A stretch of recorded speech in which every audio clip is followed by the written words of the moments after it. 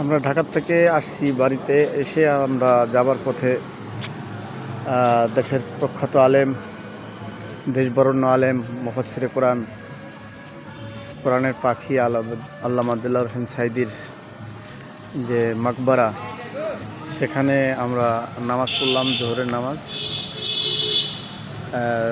কবর জিয়ারত করার উদ্দেশ্যে আমরা এখানে খানিকক্ষণ বিরতি, এবং তার এখানে বিশাল মাদ্রাসা রয়েছে যেটা প্রতিষ্ঠিত করে গেছেন উনি। এখানে রয়েছে হেফজ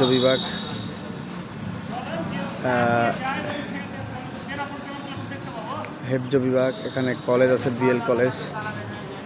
বিএম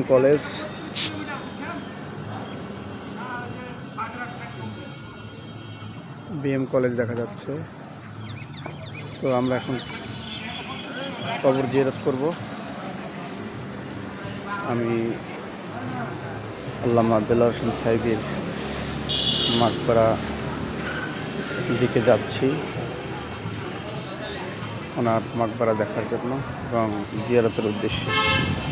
এখানে অসংখ্য লোক আসেন ওনার কবর জিয়ারত করতে। এই সাঈদী সাহেবের পারিবারিক কবরস্থান।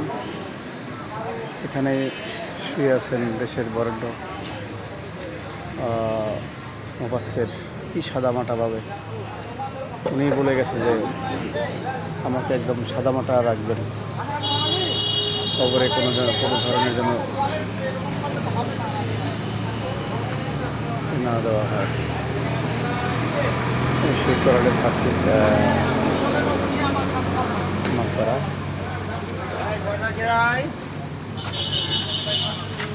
আমরা এখন কবর জিয়ারত করাচ্ছি।